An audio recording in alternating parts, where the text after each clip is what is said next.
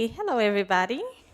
Okay, my name is Sherelle Talafera. I'm a psychology intern over at Counseling Services, and today I'm here to present about breaking the chains of relationship violence. But before we explore a little bit more about that, I would like to know what is your perception of what relationship violence is?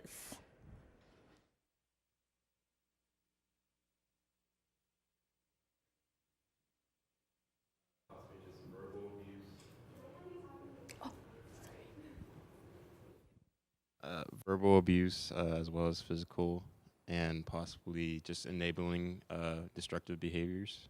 Okay, that's a good point. Okay, anybody else? No? Okay, but you touch on two of them, actually. So, but before we talk about the different types, I would like to also talk about the different terminology or interchangeably terms that are used along with relationship violence. You have domestic violence, intimate partner violence, and relationship abuse. So, according to the Center for Relationship Abuse Awareness, relationship abuse is a pattern of abusive or coercive behaviors that are used to maintain power and control over a former or current intimate partner.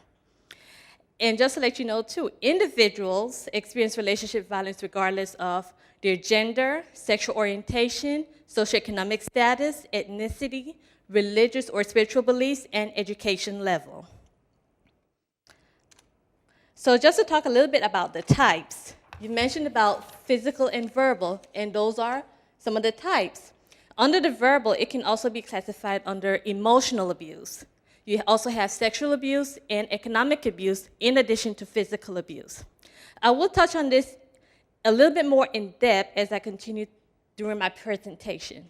But before we explore that in depth, I would like to share some statistical findings about relationship violence.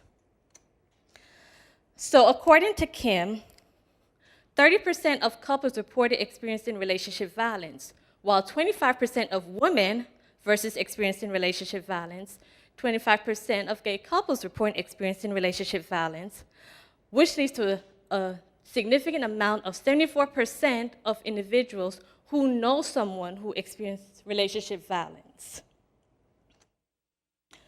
The Center for American Progress also found out that 1 out of 4 or 1 out of 3 same-sex couples reported experiencing domestic abuse versus 1 in every 4 heterosexual women who reported experiencing domestic abuse.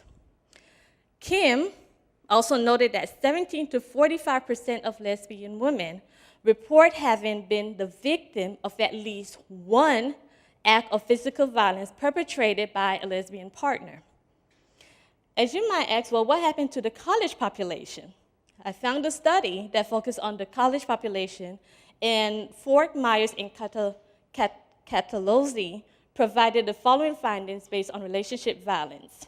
And they noted that at least 24% of students experience relationship violence during their college experiences. The ones that are commonly found or experienced include emotional abuse, which is at 11.8%, and sexual abuse, which is at 12.0%, that are experienced by students during their college experience. Something that they also noted in their article is that victims who are identified as males tend to experience physical violence against female victims perpetrators versus female victims who experience emotional violence against the male perpetrators. Before we go any further, I put the stop sign here because some might ask, well, what might be some resources?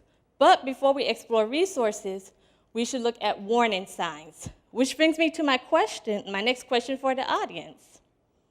What are some of the warning signs of relationship violence?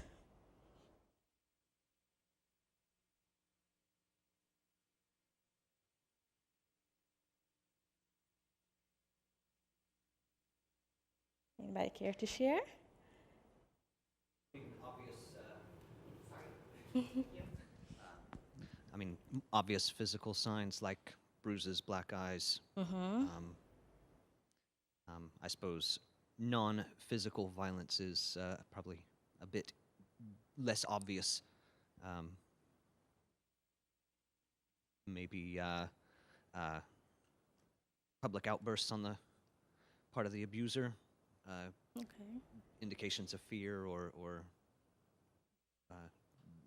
other negative reactions from the victim of the abuse. That's a good, very good response. Okay. Anybody else? No? Okay, so you brought up some very interesting point, which will also touch base on the warning signs that we'll explore. So before we explore the emotional, physical, sexual, and economic abuse, we want to look at the inner self. So when a victim is experiencing relationship violence, they might experience the fear, like you mentioned before, the fear of talking to the perpetrator or the abuser because of the fear of the outcome or consequences of what would happen, which then leads them to avoid that communication with the abuser or the perpetrator. Once the victim experiences those two aspects, they can experience the feelings of helplessness, which then leads to the perception that I deserve this. But in retrospective, no one deserves to be abused emotionally, physically, sexually, or economic-wise. When it comes to under the emotional aspect, the victim would experience feelings of shame. They might feel ignored. They might feel blamed by the perpetrator because the perpetrator would say, well, you made me do this. They might also experience verbal threats by the perpetrator, which touch on the verbal abuse. They might experience the temper that is being shown by the perpetrator, which then allows them to isolate themselves not only within the relationship, but with their relationship with other individuals, such as their peers, such as family, friends, other supportive networks. When we look at physical, yes, injuries. So that's something that's very common under the physical abuse. But in addition to that, that allow individuals or the victims to miss class or miss work, engage in behaviors that would allow them to hide their injuries, whether that's clothing, makeup, anything that will make the injuries not noticeable to the eyes. When we look at the sexual abuse, some perpetrators or abusers might view the victims as a property. Some might even use forced sexual encounter upon the victim without their permission. When it comes to the economic aspect, yes, there is economic abuse. That's where the victims feel that their resources or financial means are being limited by the perpetrators or the abuser. That's where they're forbid to even seek employment, and which could also jeopardize their work performance or school performance because of this form of abuse. As we go a little bit more in depth, we can take a look at the power and control wheel. Some of the things that are on this wheel I've discussed or have been brought up by the audience. When we look at blaming and denying, this is where the victim or the perpetrator is saying, okay, this situation is light. It's not so intense. Nothing is wrong. But in retrospective, it's a lot that's going on that's causing significant distress. Also, in addition to that, the victim might experience that after they engage in an argument or the abuse, the perpetrator say, I love you, which also allow the victim to make light of the situation. As I mentioned before with economic, limiting financial means. But in addition to that, it also deprives the victim from maintaining or reaching their basic needs, such as food, clothing, water, shelter. When it comes to the physical, yes, pushing, shoving, hitting, kicking, anything that brings about harm to the victim's body. With the emotional, yes, yelling, name-calling, making the victim feel worthless, hopeless. Even with the name-calling, telling the victim that they're stupid. That can make anyone feel hopeless or helpless, and which will also lead to maybe I deserve this. But again, no one deserves to be abused. when it comes to isolation, not letting the victim go out to socialize with their peers, not letting the victim go out to spend time with family, which then isolate the victim from reaching out for support or help. With the sexual aspects of it, we mentioned a few of them before. When it comes to like the forced sexual encounter, when it comes to the victims being viewed as property. In addition to that, name calling. So there is some verbal aspect that also tie in with the sexual abuse. When it comes to controlling, the victim is expected to be at a place at a certain time, expected to spend money, certain amount of money. The victims are being kept track of what they do, who they see, who they talk to. And threats, it can be verbal threats, such as the threat of spreading rumors, the threat to leave you, the threat the threat to kill the victim. In retrospective, the perpetrator might threat the victim by saying that I will commit suicide. In addition to that, destroying properties, the use of weapons, all of that is considered threat. But if we're to look at all of these aspects, it all goes back and ties to the power and control.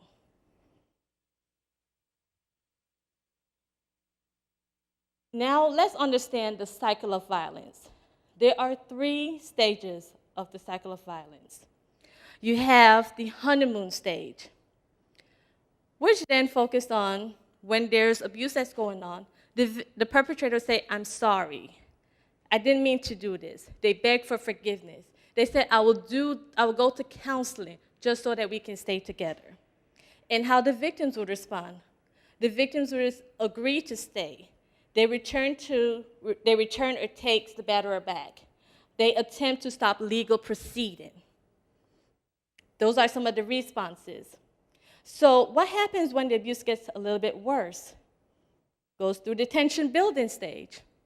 That's where the batterer, some of his emotional aspects also change, becomes moody, nitpicking, withdrawing affection, threatens, consumes significant amount of alcohol or drug use, criticizes, making remarks.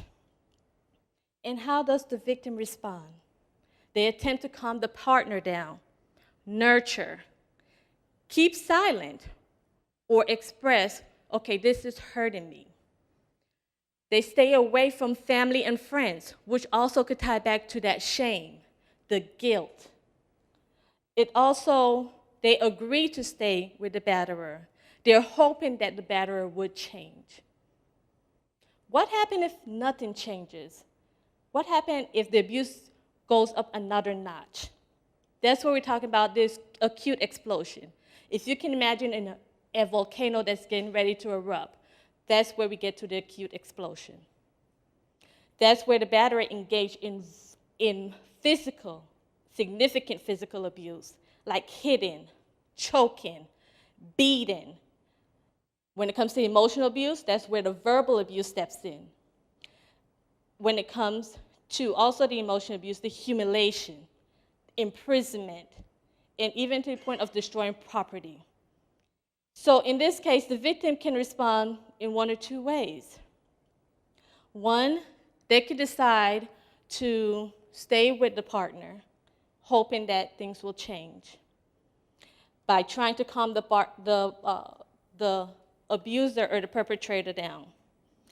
Or 2, they can fight back, or maybe even leave the situation.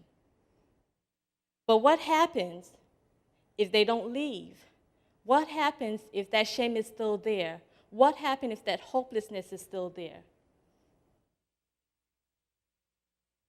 There's a possibility of going back through the different stages of the violence, which brings us to denial. If you notice that denial is very common in all 3 stages. That's where the abuse is being minimized. That's where both the victim, the perpetrator are acting as if nothing is happening. And that's where the response is, oh, this will not happen again, which create trust within the victim. So if we continue to go into this cycle, things could get worse. Again, it's up to the victims to decide, do I stay? Do I reach out for help? Or do I leave? How does this impact when it comes to the mental health? I mentioned before about feelings of worthlessness, feelings of helplessness. That ties in with depression, the loss of interest in things, socializing, that also ties in with depression. Maybe in having thoughts of hurting themselves, that also ties in with depression. The feelings of worthlessness, that also ties in with depression. Well, what about anxiety? The victims could experience excessive worry about how should I communicate how I feel to the partner or to the abuser, worrying about what would happen if I do communicate how I feel, worrying about what would happen if I reach out for help. Then you have PTSD. Some individuals experience the memories of the abuse, whether it's the physical abuse, the sexual abuse, the emotional abuse, or economic abuse. This is also where the individuals experience flashbacks. And when we're talking about all three components, depression, anxiety, and PTSD, we're talking about how it can also impact the individual's overall well-being when it comes to their mental well-being, their emotional well-being, and even their physical well-being. When it comes to how does it impact their relationship with others, how does it impact their work performance, how does it impact school performance.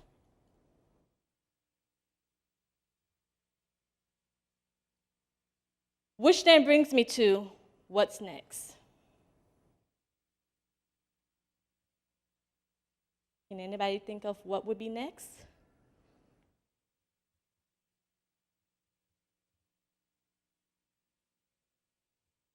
Okay, no takers. Okay, so seek help. So how do we reach out for help? Use your resources. Okay, well, what are some of the resources that are available? When we look at on campus, you have the counseling services, which is located in the English and Counseling Services building, located on the second floor. You have the Center for Advocacy, Response, and Education, which is located in Holton Hall. You also have the Family Center, which is located on Campus Creek Complex. And just to let you know, counseling services, the care office, and the Family Center are confidential. When it comes to the Office of Student Life, that's located in Holton Hall. Office of Institutional Equity is located in Edwards Hall. And you have the K-State Police in Riley County Police Department, Edwards Hall. And just to let you know, the Office of Student Life, the Office of Institutional Equity, and the K-State Police, they're not confidential. So these are the resources that are accessible, that's located on campus. Which then brings me to, well, what if I have a friend who is a victim of relationship violence? What do I do? What do I say? How can I help? Well, there are some do's and don'ts of helping. And these are the do's and don'ts. You do listen, validate, offer your help, express concerns, and support their decisions.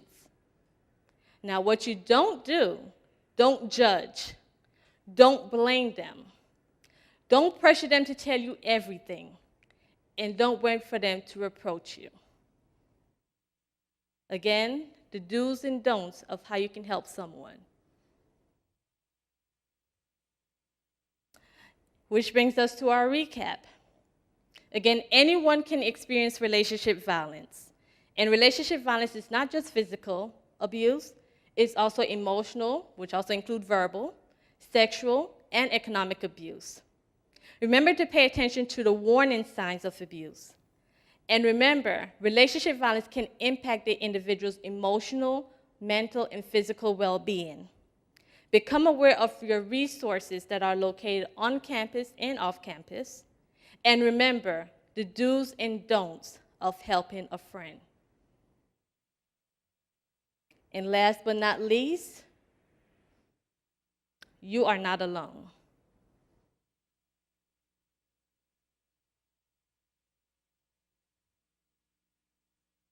Which then brings me to my questions, concerns, or comments.